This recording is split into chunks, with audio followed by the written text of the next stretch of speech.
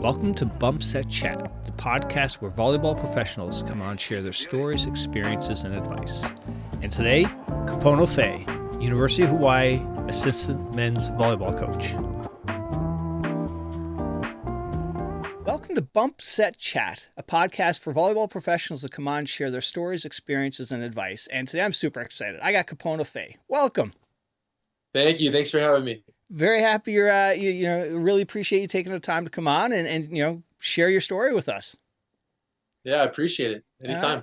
Yeah. So what we do is we start off with 3 random questions. So are you ready? Yeah, let's do it. All right. As a kid, what was the best Halloween costume you had or you went out as? Best Halloween costume. That's a tough one. The one that sticks out the most was a little Charmeleon. I don't know if you're got any Pokemon fan. Yep. When I was about 10 years old, that's the one that sticks out the most. All right, cool. So when you were playing pro ball over in Europe, what home cooked meal did you miss the most? Ooh, that's a tough one. The first thing I get when I come home, any trip, is I go to Foodland and I get a poke bowl, and a soda. So poke bowl and a spam musubi. That's what I miss for sure. All right. And last question, best thing about where you live. And for those that don't know, you live in Hawaii. Best thing is the weather. It's 82 degrees right now, sunny, and surf's up. So that's the best part. Yeah. I'm waking up tomorrow to about 33, 34 degrees. Doesn't sound fun. No. All right. Well, first of all, congratulations on the wedding and your honeymoon. Recently married, and how was the honeymoon? Amazing. Yep. Nice. Went to Tahiti for 5 days, and I'm back now. So excited to be back. All right. Excellent. All right. So how are the preparations going for the upcoming season? Going really well. We just had our first kind of preseason scrimmages in San Diego. Oh, wow. We had a little split squad on Friday, and we played a real match on Saturday. So that was a really good experience for our guys. We got 9 new guys. So just getting them integrated with the team, with our schemes and our offense and defensive schemes. So that's really good. And I think I mentioned to you before, next week we're going to Japan. Yeah. We're going there for 10 days. We're playing a pro team in Osaka and a collegiate team in Tsukuba near Tokyo. So that's going to be a really good experience for our guys. And for, like I said, having a lot of new guys, building that camaraderie on a big trip like that, which is something that's going to be really special. Absolutely. All right. So let's jump back. When did you first discover volleyball? I played in middle school, but I didn't really start getting serious until 15s. Yeah. Freshman in high school. Okay. That's kind of when I kind of committed to it. I played basketball mostly, and football since I was like a kid, and then gave up football for volleyball. All right. Now, where does boys indoor volleyball rank in the sports hierarchy on the islands? On the islands, close to number 1. I will say football is probably the top. Yeah. Basketball is always super competitive, but volleyball, we always have guys. You can see on the national team. Yeah. We have 3 guys in the last 2 Olympics from Hawaii, so it's a very popular sport in Hawaii. Excellent. Yeah, here in New England, boys volleyball, it's a rare thing you see. Even in high school. I'm from Canada, and we start playing volleyball in middle school and all through up for there. But New England, it's just not a sport that caught on with kids in middle school or even high school, actually. Yeah, that's kind of sad. It's growing, and especially all the collegiate coaches. That's definitely our main goal, is to grow the sport. Yeah. And grow it in areas that don't even have high school volleyball. I think basketball's so dominant in the East Coast too. Yes. And there's all that going on. So kind of, having kids decide between basketball or sports is very competitive and very, it's very time consuming. Yeah, absolutely. And, when is the volleyball season for like the middle school, high school kids out there for you guys? Yeah, we moved it to the spring when I was in middle school, like 2008, before it was in the fall. Oh, okay. So then it's competing against basketball then too, then. Yeah, there's always an overlap. Basketball is going to have an overlap with everything being a winter sport. Yeah, true. So now I understand you come from like a long string of family athletes that went to UH. Yeah, I guess you could say that. I didn't really realize it until after I committed that, yeah, I'm like a third generation University of Hawaii athlete. My grandfather played football for the university. It was one of the first All-Americans here.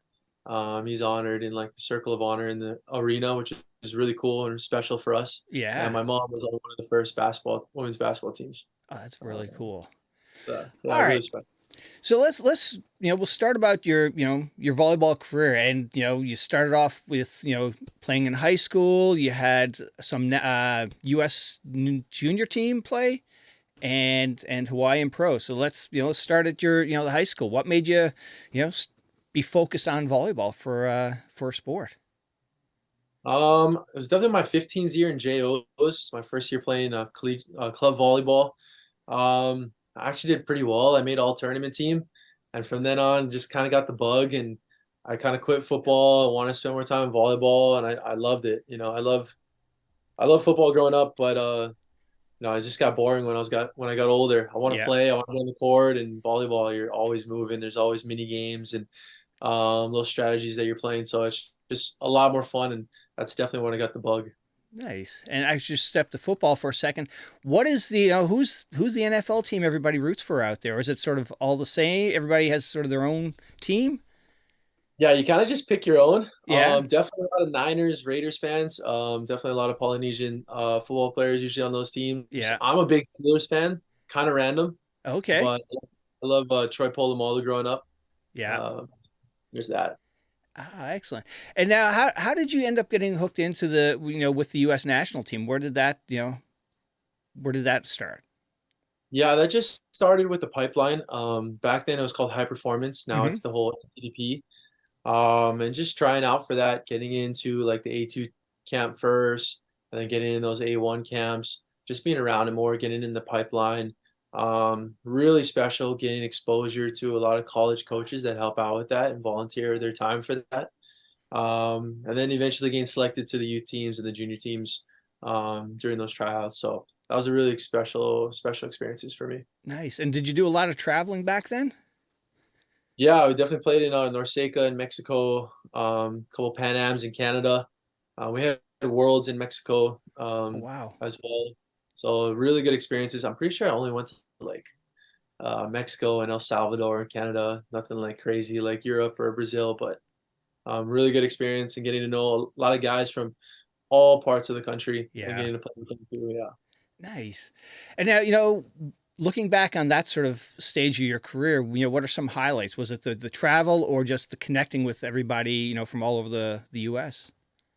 I think I think connecting with the guys from all corners of the U.S. is really special. Friends I still have from this day till this day, and then the really special part is just playing against, especially being a part of like something like World Championships and playing against countries from all over the world, and still seeing playing against guys who are playing in the VNL now, and like that's such a special experience and getting a chance to play at that level. Yeah. Nice. And now for parents that may have kids going into that program, getting invited and accepted into it, what kind of advice would you have for them? Um, well, just be a part of it and have fun. Don't get nervous, just show the coaches what you got. It's all about the experience, you know what I mean? And it's all about developing. And, if you're ever wondering whether you should do it or not, if you can, I really recommend it. Just more hours in the gym at a higher level with a higher level players and coaches around. It's a really special experience and something that like we still talk about to this day, right? Yeah. So it's really, really special. Nice. And then, after that, you went to UH, and what was that recruitment process like? Did you have other schools, looking to have you play for them? Yeah, not a highly recruited athlete to be honest. I mean, men's volleyball, 4.5 scholarships. Oh, really? Um, yeah, a lot of real walk-on opportunities. Mm-hmm. I had some offers, um, you know, can go down the list, but mostly walk-on opportunities with the low scholarship limit, Mm-hmm. and decided to stay home. And one of the best decisions I've ever made, being a part of this program and playing in front of my family and friends. Nice. Yeah.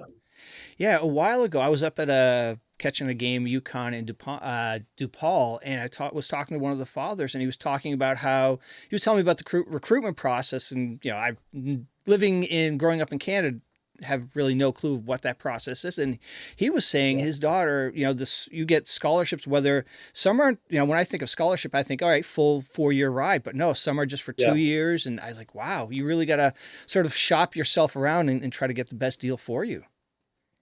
Yeah, it's interesting, especially being on the other side of it. I mean, we talk a lot about amateurism, but there's money involved, there's aid agreements, and you really got to keep working every year to stay on the team because there's small rosters. There's definitely more players than roster spots in men's volleyball. Yeah. Women's volleyball is a little different. Like they only allow full rides, but men's volleyball with the limits, you can give percentages of the scholarship. Oh, okay. So Nice. yeah, that makes it a little interesting.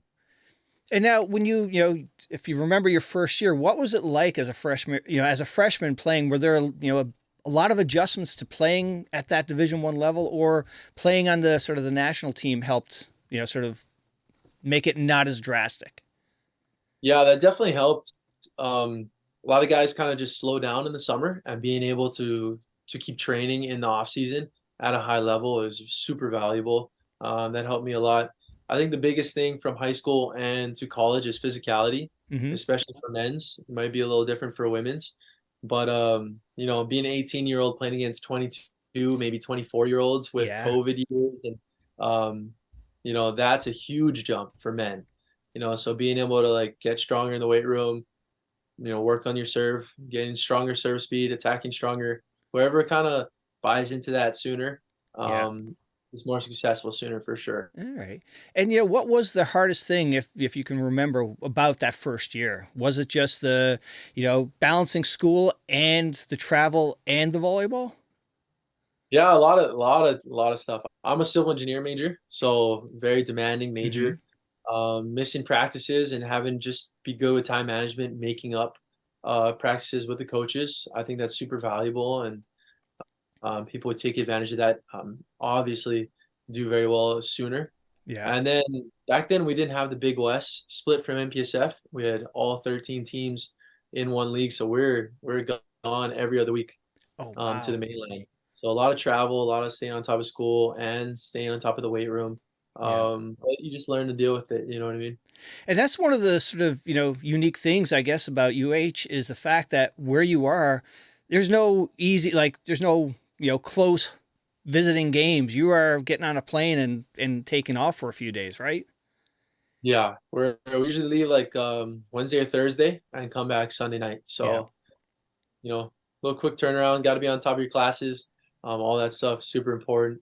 But with the Big West split now, we only have 5 conference matches, and we have to fill the rest of those dates. Yeah. So this year we got like 19 home dates, which is really nice Oh, that's for the nice. boys and for Yeah. staying on top of their school. Oh, and what team on the mainland wouldn't, doesn't want to fly out to Hawaii and play some ball? Exactly. Yeah, exactly. Absolutely. And now over your career at UH, what were some of the highlights? Definitely the biggest highlights senior year, playing in the semifinals of the NCAA's up in Ohio State.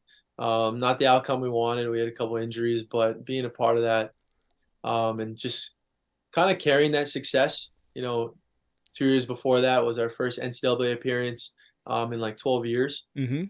So just rebuilding that culture and just seeing where the culture has gone now and the success it's had since I've been there, and my all the alumni has been there. Yeah. That's super exciting. Nice. And now, when you guys play at home, do you get a large crowd out to, they fill the gym?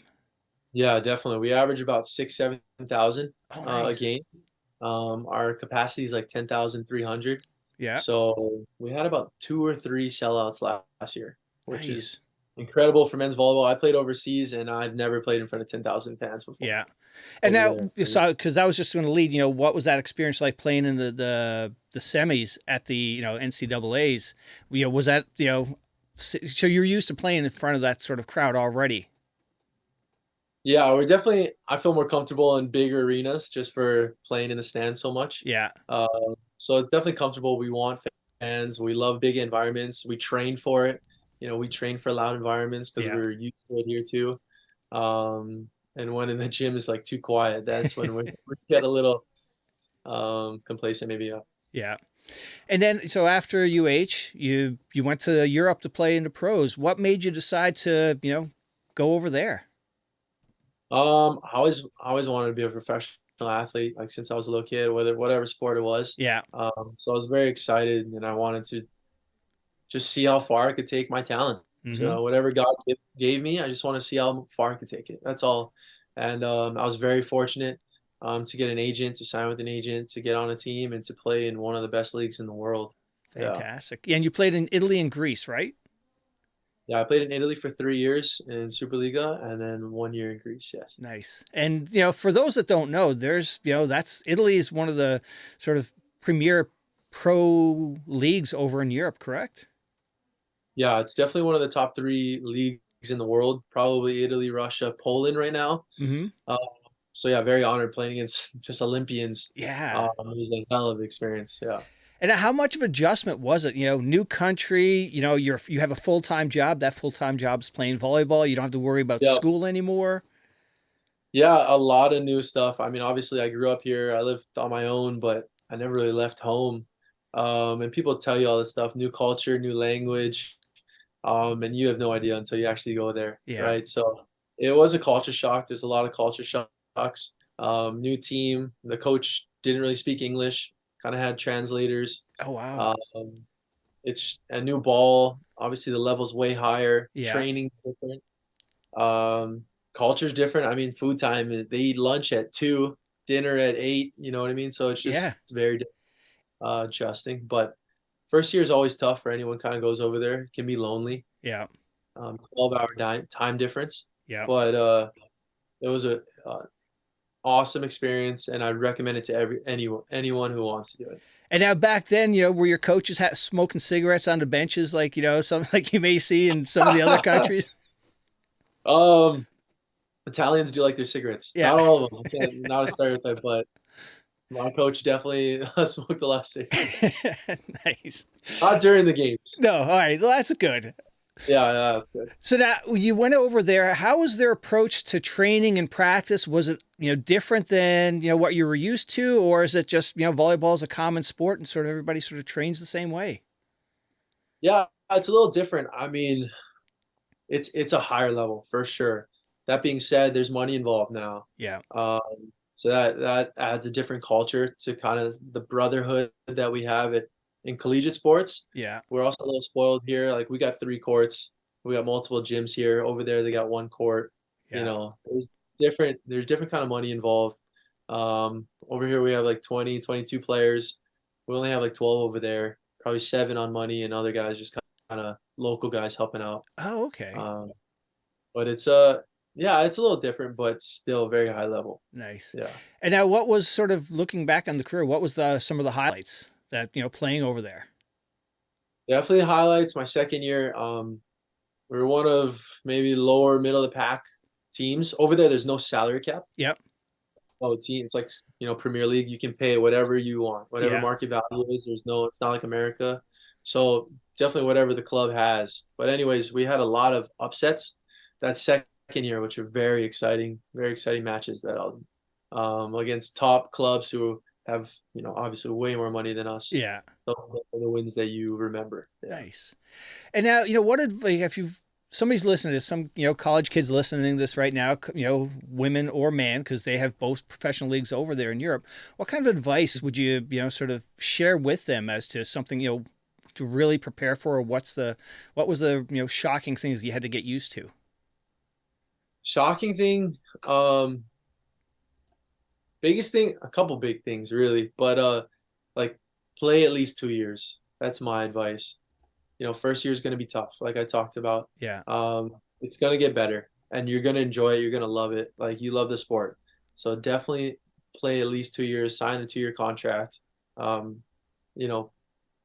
Get that experience because it's really amazing. Yeah. The other one is really focus on what's in your control. We come into college and we want to work on a team, brotherhood. Over there, it's like you need to really do your job. Like you're getting paid to perform these skills. I'm getting paid to be a receiver attacker. I need to make sure that my reception is on point, and that I'm the best passer on the team because that's what I'm getting paid for. Yeah. You know, and the other stuff will come. But focus on what you can control is the biggest thing when you go over there. Oh, okay. Excellent advice. And now I had a friend that played college basketball and went on to play in the pros. And I asked him, which was more enjoyable? And he said he missed the college experience. And I'm curious to see, get your take on that. It's different. Yeah. I mean, in the terms of volleyball and playing in those games, I would love, pro is nothing like it. Yeah. They, especially the environment, we have 10,000 fans here, which is a special, but over there, the environment, there's no limits to what you can bring in, noisemakers, anything. Oh, like okay. it's a special place. But definitely college is a different atmosphere. Like I'm close to my college buddies for the rest of my life because of what we shared together those 4 years, and you grow together and mature together in those 4 years, and that's something that you'll probably never have on a pro team. Yeah. Everyone's got kids and families. That's why too, right? Yeah. So. You playing at that pro level, seeing where the game has progressed, where basically, 20, 30 years ago, tacking out of the back row was a part of the game, but today's game, it's, practically every play you could have one or two guys hitting out of the back row. Do you think the sport's at a place now where they need to make some adjustments to try to make the play rallies last longer, or it's good where it is? That's interesting. I think we have these conversations every year. Men's game is never going to turn into a women's game with the amount of rallies they have. But even if you watch professional women's, there's still long rallies, but it's not like college, I guess you would say. It's definitely more physical. The biggest thing is less the back row attacking and more the serving. The serving has completely become like the #1 dominated skill for every team. Whoever has the best servers win. Passing is still very important, but nothing like serving. You see these rule changes they're trying to implement in like U19s where you can't have hand pass float serves to try and maybe get teams more out of system. I don't know but they haven't adopted it to VNL yet. But there's definitely going to be rule changes along the way. We don't know what that is yet. Yeah. Over here in my neck of the woods, they were talking about from, the high school level, changing it that the second ball, you don't need to have clean hands. You can take it like your first ball, open hand, it can be doubled. And it's like, I don't know. I'm a setter and I just cringe because the old days you could never overhand receive it. And it's like, it's like, I don't know. I'm a fan of overhand receiving. I mean, these servers are ridiculous, and to stay in the system is very difficult nowadays. But I think setting is such a skill, and I think we need to keep that. The thing is that we look at beach volleyball, and they're receiving serve with hands over. Maybe they're facing, the ball's not completely clean coming out. And then the jump setting is obviously the new thing, the new hype. Those sets aren't perfect, but they're letting them get away with it. Because it's ending up on YouTube, and it's bringing more followers to the sport, which is a good thing. So I don't know, I'm conflicted as well. All right. So now coaching. What made you jump into coaching? I think I always wanted to be a part of a coach. I always wanted to be part of this program. My mom was a coach. Her father was a coach. I feel like coaching's in my blood a little bit. I'm always passionate about coaching and helping other guys. And it's definitely really special just to be a part of this program again and to help them and to teach them what I learned. In their shoes, I've done everything they've done. I've gone to school in the program and took it to the next level. So just being able to share my experiences is probably the best part, and why I want to be back here. And now, when did it start for you? What was your first, where did you start coaching? I mean, I coached club. I helped out a little bit. Like I said, I was a civil engineer. And when I came back after COVID, I got a job as a project engineer for a construction company. I wanted to use my degree and be a part of that. I've only really there hasn't been a job opening for this program in since 2016. Josh Walker came in. So I didn't think it was an opportunity, and obviously there's a lot of coaching opportunities on the mainland, but I really want to be a part of this program for sure. And now, prior to coaching at UH, where else, you coach some club as well? Yeah, I coach Outrigger Canoe Club, Outrigger Volleyball Club here locally, and we play in a lot of tournaments on the mainland as well. And we'll be going to AAUs in Florida. Nice. And now, do you remember that first coaching experience that you're like, okay, you're in charge, you've submitted the lineup. It's your first, game you're coaching. As a collegiate coach, No, or as your first time coaching. yeah, not specifically. I mean, here's lineup. Here's what we're gonna do. We're gonna make adjustments along the way. I'll never forget. Kind of, we took last year. It was my first year here, and we took a split squad.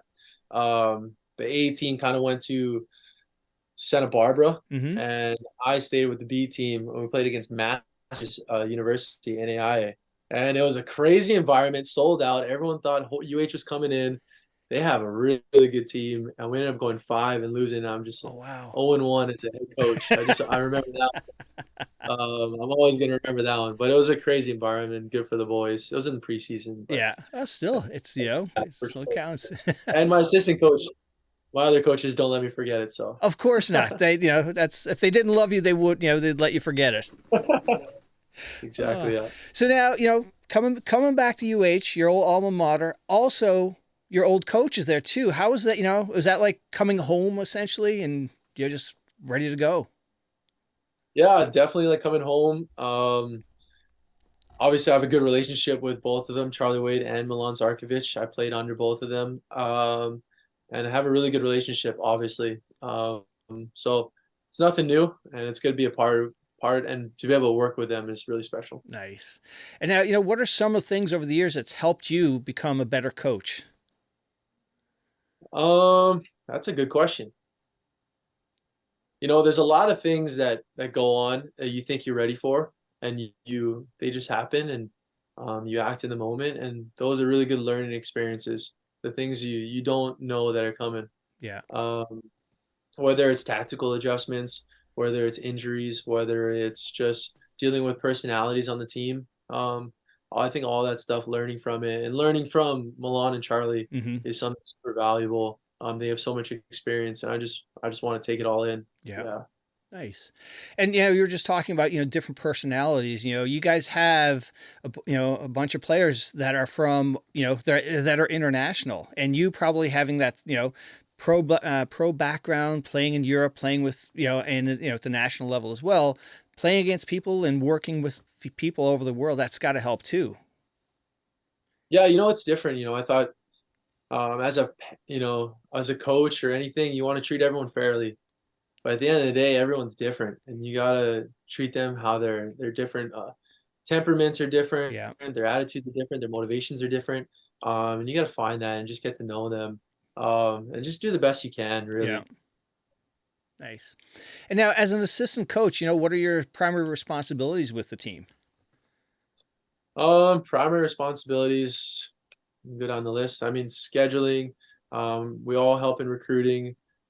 I'm the first contact with compliance, student athlete services, getting them enrolled, all that admission process, itineraries on the trips. Yeah. Just go down the list. You know what I mean? And now, you hit a good word there, compliances, the NCAA and the compliances. You've got kids coming from high school who really had no idea what this is. And now there's a, strict set of rules they got to sort of play within. That's, it's got to be a tough thing for them to adapt to, and also tough thing to sort of, make sure everybody stays in compliancy. Yeah, it's interesting. And it's interesting how much the rules change kind of year to year and since I've been playing. So just to be a coach and watch Charlie and Milan and see how you evolve with the rule changes is something very important. And being on top of each rule change is very important. I mean, we can talk about compliance and staying within the rules. But the NCAA has become a lot more relaxed in general, kind of deregulating a lot of things with NIL and all that stuff. So it's just a whole new landscape. Really. Yeah, absolutely. And now, what goes into preparing the team for matches? Like, how do you guys do a lot of film review, or, do you look at analytics? Yeah, we use volumetrics. I mean, they give you that whole 100, 200 page report, and your job is to really condense it, making the scout reports too. But you know, you don't want to give them too much film. You don't want to overthink. So Yeah. creating that concise film on what they need to work on, and you know, whether it's starting that week or the week before, um, we'll start implementing that in practice. Just like setter tendencies and hitter tendencies, we'll start implementing that Yeah. from the B side. Yeah. All right. And now, at University of Hawaii, you guys have a strong culture from, a successful volleyball program, other sports programs. How do you tap into that for your coaching and getting the kids to buy into that? Yeah, it's difficult. I mean, we talk about difficulties my first year. We didn't make MPSF playoffs my first year. Till the following next year, we made it to NCAA. So really getting guys to buy in and just like, you got 4 years. Like, what do you want to make out of it? Like, what do you want out of this? Do you want a successful career? Do you just want the degree? Like, how much work are you going to put in outside of just the time with the strength coach and with the coaches? I think that's super valuable because if you're really driven, like we got facilities 24/7 that you can use and take advantage of. Yeah. And I think that helped me a lot to just put in extra hours while other guys are maybe resting their bodies or, studying or, I can Yeah. take advantage of those hours. Yeah. And now, seems like when it comes to the start of the season, for the men's program, you guys sort of are, the season starts in January. So you have a cushion to get used to practices, get used to the team. Whereas, I was talking to assistant coach for one of the women's teams. They really can't do any practices until that sort of, school starts. So that summer is, the kids may be in school, summer school, and the players can practice, but no coach involvement. And they hit the ground running. Whereas at least with the men's program, you guys got time to sort of grow. And like you were just talking about, you guys are going to Japan, and that's got to be a nice thing so that the players aren't freaking out balancing, especially for the freshmen, school and now playing ball. Yeah, having a spring sport is pretty nice. We don't need to start really in the summer. We can get them settled in school and in the dorms and find their way around. And then we can ramp it up. We're only allowed to go twice a week, 4 hours a week, really, skill Yeah. work for NCAA rules in the fall. And then we have like maybe 4 weeks of full time that we can kind of move wherever, Yeah. which we're doing right now. So it is nice, but right after Christmas, like it's go time. Yeah. And then it is like, yeah, a little different than the women's, but they'll be starting in the summer. They have summer practices. Yeah. So they don't get a full summer. Their spring is like their summer. Just a little different. Yeah. Yeah.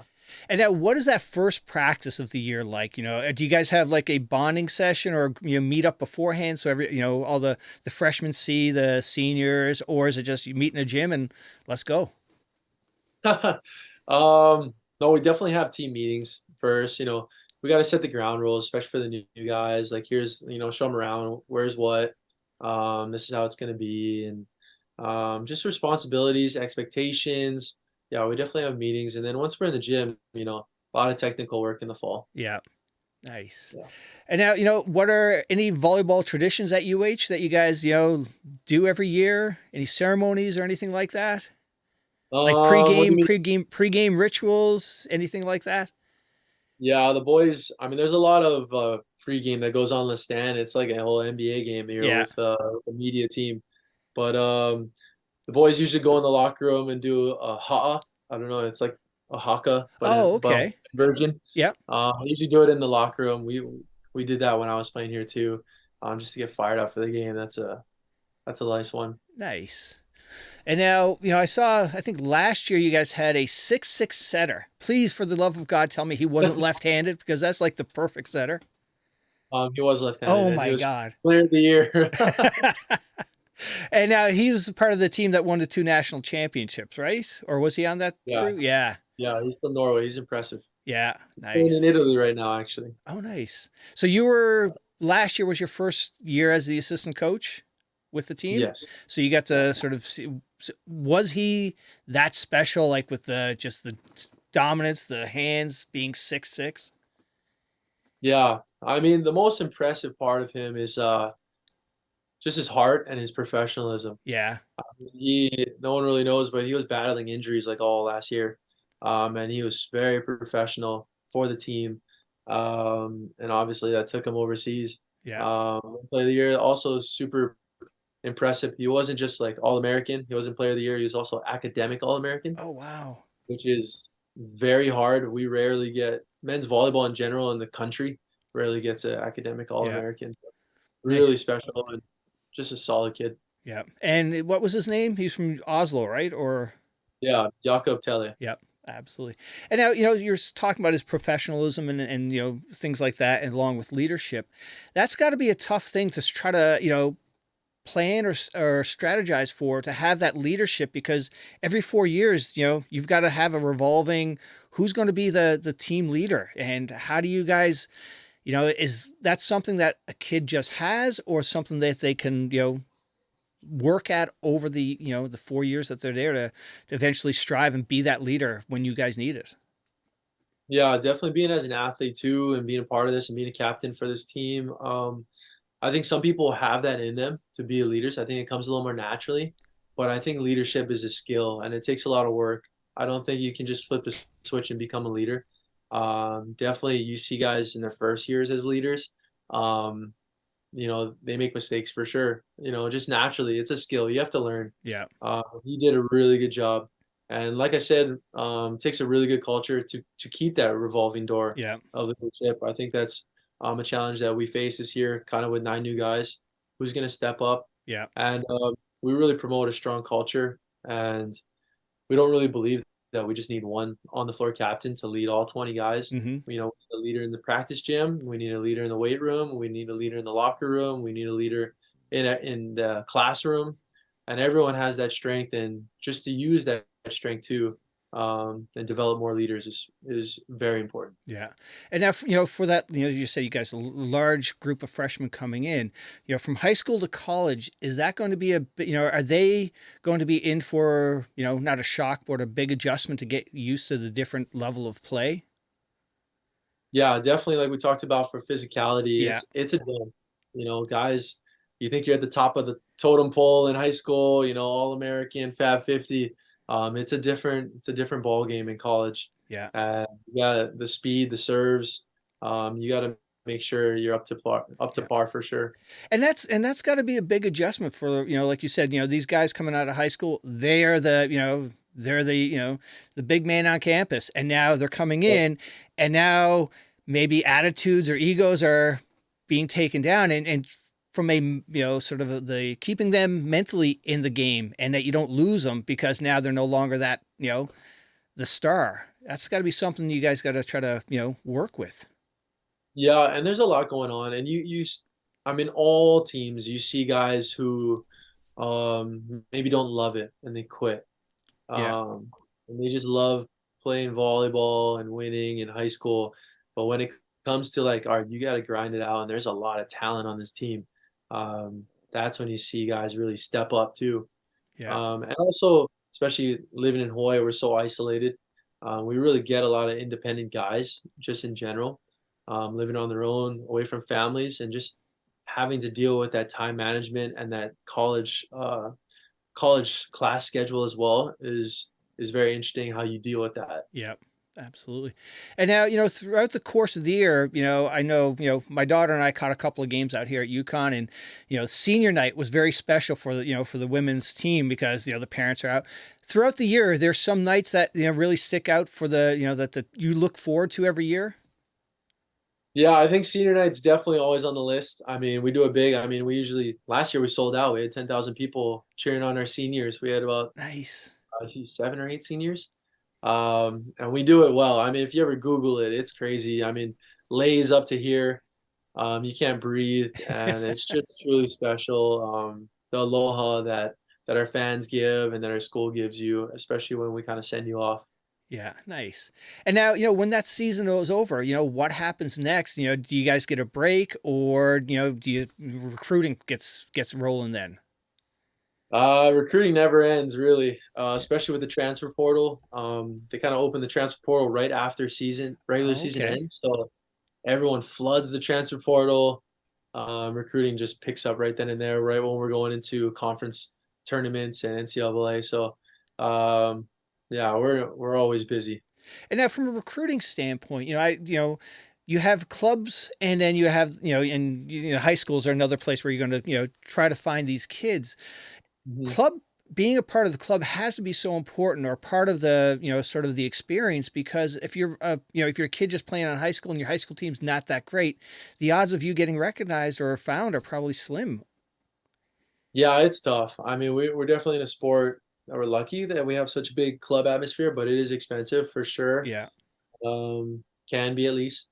But, have college coaches don't really have time to watch a lot of high school volleyball since we're traveling and we're in season preparing for our own games. Yeah. Um, so club is super valuable, yeah. So now, is that sort of like is that the place where a lot of recruiters go? They target the clubs versus high school tournaments and things like that?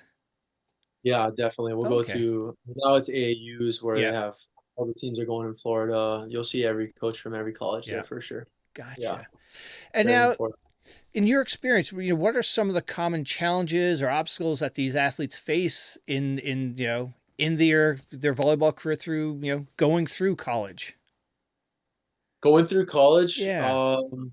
that's a good question. I think it's different for everyone. Just challenges. I think everyone has different challenges, but from a volleyball standpoint, I like to think of it as it doesn't click for everyone immediately. Yeah. How much work they need to put in to be the best they can. Yeah. That's just normal. They're young. They're 18. So I kind of tell them like the faster it clicks, the more successful you'll be, the faster you'll be on the court. And that's going to be like getting in extra time in the weight room, extra time in the practice gym. Mm-hmm. Uh, because you'll see guys kind of in their fourth year, like, all right, now I'm really going to try hard. Like, I want to start. And like, now they start putting in all this effort. What if you did that your freshman year? Right. What if you did that your redshirt year? How Yeah. much better would you have become? Um, and you can tell them as much as you want, but it's not going to happen until they realize it and it clicks for them. Yeah. So that's the hardest part from like a volleyball standpoint. Okay. And now, volleyball is not just a physical aspect of the game. There's a huge mental aspect to the game. How do you work with the kids, or, they're not kids, they're young adults nowadays in college. How do you work Yeah. with them to, keep them focused and, not get in their own heads? Yeah, that's tough. The big thing for us, we love to add a very chaotic environment. A lot of maybe other teams, especially when I was on other teams for USA, it's very structured, very Mm-hmm. organized. Players know what they're doing, where they got to go. We love to create chaos in the gym. And if you can handle that chaos in the practice gym, the game is just going to be very slow for you Yeah. um, when you're in it. So, All right. So now, if how do you approach when your team is a slump and you got to get out of that slump? Do you try to go with tougher practices, or take things back to basic, or just give them a break? What are sort of some of your, techniques or tips that you've, found worked? yeah, that's tough. I think each team is different. Big thing for me is everyone's probably overthinking. Like, we got to start practice with the game. Yeah. We got to add a little competition. Get the spirits up. We gotta have some fun. We gotta enjoy that. We're playing a game, Yep. and that's why we're here, and we love the sport. And then either get back to the basics or really rep it out. Mm-hmm. What is it? Are we just really just disconnecting with our out of system sets or our in system to the area four? What is it? And just rep it out. You know what I mean? Yeah. And now, on the other side of that coin, you guys are on a streak. Do you try to not change anything? Any superstitions involved here? I'm very Ah, superstitious, so okay. just one play at a time, one game at a time. Don't think about when the media comes at you with think about all these records and all this stuff. Just block it out. Like, nah, we're just focusing on the next game. They try and build you up, but yeah, Nice. All right. it's So, all about the process. yeah. Any words of wisdom for any coaches out there who are looking to make a positive impact on these young kids, whether it's high school or club? Yeah, I'm young, so I don't know how many coaches will listen to me, but big thing for me is I think just watching club, being a part of club now, and being on the other side of it as a college coach. Um, I think just how do I say this? Just let's just be more motivated on the process and not the outcome. Yeah. Like, let's invest in these kids. I think sometimes we get lost in wanting to win more than we want to develop. Mm-hmm. Well, and we lose sight of the big picture, and that's making these kids the best that they can be, whether it's in high school, whether it's in college, whether it's professional. Having a kid maybe float serve in a pressure situation, rather than letting him spin serve, Yeah. and getting used to that, giving that game rep instead of taking that precious game rep away, is something super valuable, that I see. I don't know if it's a mistake, but I think you're hurting the kid That's in a a great way. point. Yeah. Because you're going to, you will fail. And, there's, how many times do you get to put in a pressure situation where you can, really, that's, Yeah. that's not life and death, but could be a good learning experience for the kid. Yeah, let's look at the bigger picture, and the bigger picture, especially at the young age, is developing them. Yeah. And then, from a player standpoint, these young kids, they're playing in high school now. They want to play Division I, get up to college. What kind of advice would you, share with them so they can pursue their dreams? To pursue their dreams in college. Yeah, to make a Division I team. Yeah, just keep working hard. Just keep working hard. Some advice I like to give for recruiting.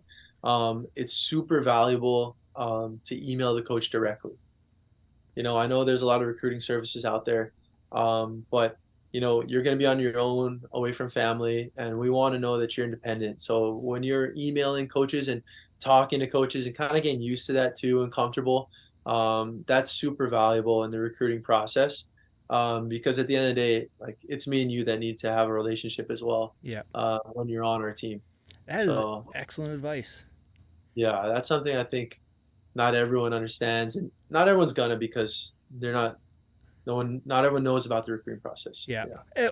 And also, if you're playing club, that club may get in their head, hey, you need this person to help get Yeah. you through. Whereas, like you just said, every volleyball team has the emails for all their coaches there. So, it's not that hard to do. Yeah, and there's not that many men's volleyball teams, not that many that you want to play for, that you can play for. When I was going to Italy, like, you need an agent. Like, there's leagues all in every country, so it's a Right. little. Yeah. Yeah. Uh, all right. And then, off season, are you still, do you still get involved with doing some, summer camps or clinics to help the, kids learn to play volleyball? Yeah, definitely. I've been taking a lot of trips, a lot in California, a lot of recruiting to tournaments, but camps, clinics in California. I did one in Chicago. Went to Orlando as well. Went to Houston. So I don't know where I'm going next summer. We'll see. Nice. All right. So we're almost at the end of the pod. So I had a coach and I got a player question from a senior from high school. So the coach question is, how do you approach scouting and preparing outside hitters for specific opponents, at the Division I level? And how can high school players begin to develop their own volleyball IQ? That's a really good question. Well, specifically just for the outsides, I like to focus. If you watch film, I think film is super valuable. Something that I, wish I'd done a lot more of when I was in college. But really evaluating where that opposite is attacking the ball over the net, and where I should be lined up on every single attack, whether he's front row or back row, what he does on tight sets, what he does on wide sets, what he does on inside sets. You start to build that IQ, especially if you're an outside hitter and you're playing from position 6, having that read to read your blockers, play behind them, fill the seams, take a step back off the court to play for the high hands, high off the hands. Just building that IQ. I think there's a lot of drills that coaches can do to develop IQ as well, and to think ahead and communicate with your teammates too, which is very interesting. Those are fun. Nice. That's an excellent answer. So now, That was a good question. that was a great answer too. And now, actually, just on the tail end of your answer, it leads into the senior question, because the senior question was, how do you help outside hitters improve their hitting accuracy and power? What drills or techniques do you find most effective? There's a lot. At the end of the day, it just comes down to mentality and mindset and what I want to focus on. Like, I need to focus on generating more power.